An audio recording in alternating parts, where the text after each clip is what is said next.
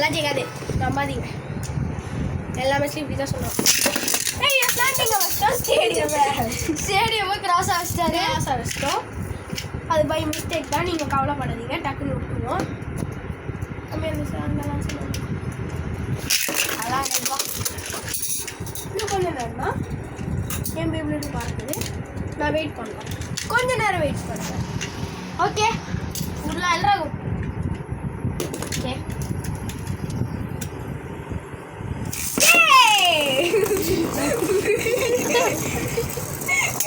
ஓ எல்லா ஜெயிக்கும் போல.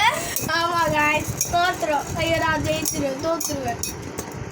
இந்த மேட்ச் கொஞ்சம் குழப்பம். இந்த கேமோட வின்னர்